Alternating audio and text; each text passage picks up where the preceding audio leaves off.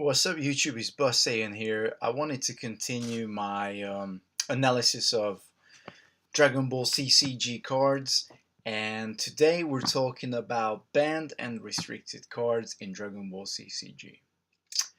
Now, lucky us, there aren't many. In fact, there are only two cards that we are talking about today. One of them being Stomping, the only banned card in the game. And the only limited card, limited to one copy in each deck, is Dignity of the Conqueror. So why did Bandai ban Stomping? Well, let's have a look at the card first, and then we can discuss what the situation is here. So basically, these are our two cards, and what they do, they pretty much do the same thing. So Stomping allows you to when you're the attacker in your strategy phase, remove target warrior from its team. Any controller cannot send it out to battle this turn. There used to be, in the set 1 era, this used to be called Stomping Out, and most of the teams were built with 3 copies of Stomping. Most decks were alien decks. So why Bandai has decided to ban this card is the fact that it basically warped the game in a way that everybody wanted to run the 4-drop Vegeta, the set 1 Vegeta. Everybody wanted to run Stomping, and everybody was building the Frieza decks because Frieza was the most final form was the most powerful card that came out in set 1 era. It had an 8 attacking power as elite warrior, even though it could only be deployed through evolution. It was still by far one of the best cards, and you had all the tools to basically stop your opponent from playing the game. And Stomping was the number 1 card for that. You only needed to get to turn 3. Turn cost is 3, and you could play for 1 blue and 2 any color chi. Again, the only thing is you had to be the attacker, and basically you could remove a defender from your opponent's team, and that defender couldn't be sent out to battle, couldn't be sent out to defend against you. So you could just basically OP your opponent depending who you removed. You removed the head warrior. Obviously, you relied on the head warrior's attacking power to really carry you through that defense phase. Stomping was just an absolute killer. Like it was basically game winning. Whoever played it, and that was why Bandai banned it. It was warping the game in a way that only alien decks were ran, nothing else really. And hence why we ended up with Stomping being banned. Now, I'm not saying you have to run it like that, but if you ever play against me and you have Stomping in your deck, I'm not going to play against you because it's a broken card. And if you don't stick to the rules that Bandai has released, even though the game isn't alive anymore, I do know that Stomping is too an unfair card to be played in any decks, even in the set 5 era. So they thought, okay, well, if we ban Stomping, we need to fix it somehow. Let's release a different card. How can we fix this? Unfortunately, they didn't quite fix it. They released this beauty. And let me tell you guys, this is one of the most difficult cards to find in a game. I still only have 1 copy, and God, I spent a lot of money on these cards. And I still only have 1 copy. Anyway, what does DOTC do? Well, first of all, they up the turn cost. So the turn cost is 4 now instead of 3. So you're definitely at the middle of the game by the time you have access to DOTC. But what they've done, they also taken away any restrictive chi costs, so they made it 3 generic, meaning that, all right, if you want to play your Stomping, that's fine, but we don't want every deck to be alien. So they were sensible enough to say, okay, if you want to play this card, you can just put it into any deck. Just make sure that whatever you do, you can't have more than 1 copy of this. So they restricted to 1. They fixed Stomping. It's not pushing you to be in a completely blue deck, or you don't have to run alien anymore. And they also done some changes to it. Basically, you don't have to be the attacker. and it's not valid in the strategy phase anymore, but you can use it in the action phase, which is even more important if you think about it. At that point in time, attackers and blockers have been sent out, and you know who's going to be opposing your defending team, or vice versa. You know which of your defending team is opposing your opponent's attacking team. And from that on, it basically does the exact same thing what Stomping does. Removes target warrior from the formation, and it moves it to its owner's deployment area.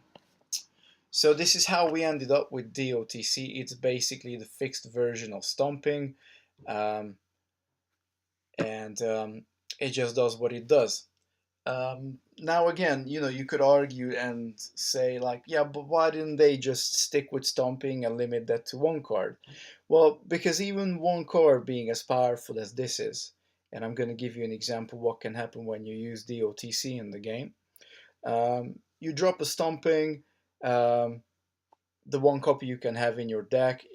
Let's say if it would be instead of being banned, it would be limited to one. You would still be definitely pushing your deck towards playing some level of blue, some level of alien to ensure that you have access even to that one measly copy of Stomping. So this is why we have DOTC. Plus, I just love the artwork on this a hell of a lot more than Reddit Stomping on Goku. But then again, that's personal preference. So, what happens if you drop DOTC? Well, imagine a team where you got I don't know, you got a lead warrior of let's take some cards here. Let's say you got Kogu, Bujin, and Broly. That's a very good example. This is a deck I'm working on, guys. I'm working on a Saiyan deck. So you got this team. Broly's a 6, Bujin's a 2, Kogu's a 2. What happens here? Let's just go with the basics. Let's not look at any additional effects or anything. So you got a team power of 10, and let's say you're defending against this deck, and your team is only a let's go with a King Cold, Kogu, and a Bujin. Okay, that should work. I'm attacking with a King Cold, Kogu, Bujin. So I got a 7. This is my team attacking against the defender here, which is a 10. So to demonstrate this, let's make it like that. If it's doable, let's do it like this. Okay, you get the gist of it. You get what I mean. So I'm attacking with my King Cold. Very cocky. My opponent thinks, oh, I'm going to defend against that, because obviously they can't change the formation in their own turn. Come at me with the Broly. I got a 7, they have a 10. Turn 4, I pay 3 chi, drop DOTC, remove Broly from my opponent's team, move it back to the deployment. At this point in time, you have definitely won that battle, because your opponent is now down to a 5, you got a 7, and obviously we're not applying any other stats here, but it's a huge swing. It's an absolutely huge swing without even applying any of the additional stuff that are on the cards, which of course makes the game even more flavorful. But the fact is that you can do this any of your action phase, you know, whether you are attacking or defending, doesn't matter. The other way around, if your opponent, if this team would now also have a DOTC, they could drop it, and but they're down to a 5 now, so all they need to do is remove the King Cold, and all of a sudden, because that team formation was set up slightly poorly, they're down to a 4 now. So because the opponent could actually answer with a DOTC, you now ended up a 5 against a 4, but in the original scenario, whereas this would have been a definite loss of a battle, being a 7 sent out against a 10, you can DOTC it, and you just win that battle. And this is the very basic way how you would use DOTC. Now, then again, remember that quite a few decks have ways of cheating in cards, like you can run Hercule, which allows you to pick a warrior back up and put another warrior into play. Um, you can run, um, in my Super Saiyan 3 Goku deck, I run Awakened by the Anger, which allows you to drop Goku from your hand into any of the teams. Imagine if you then DOTC that Goku. Um, you just basically completely killed off the whole combo. What if you use um,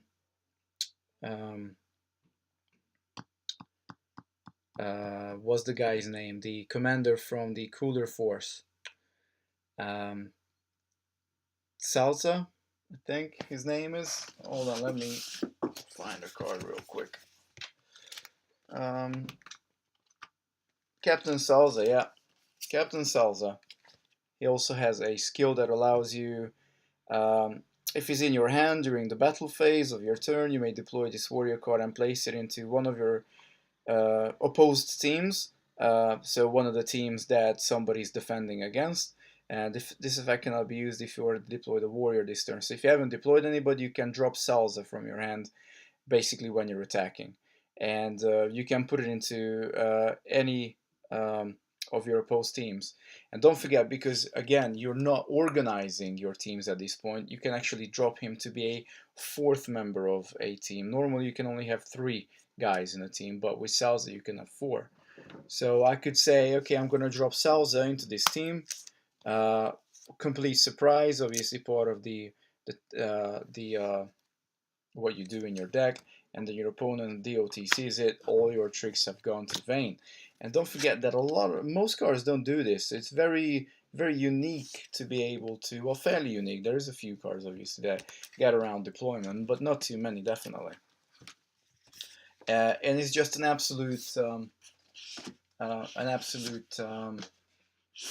killjoy.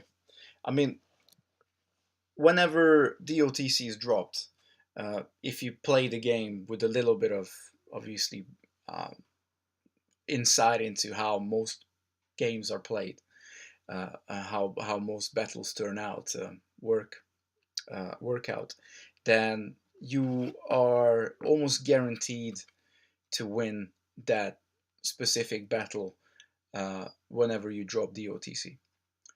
That's the power of DOTC.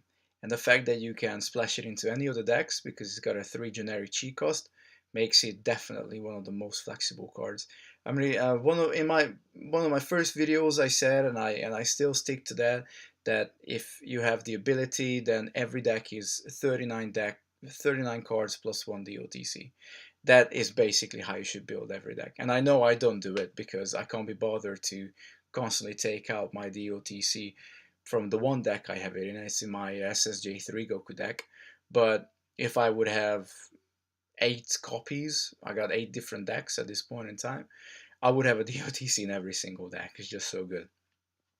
But I don't because I only have 1 copy. So this is it. This is why DOTC is restricted to 1 copy in each deck. And this is why Stomping is the only banned card that we have in Dragonball CCG.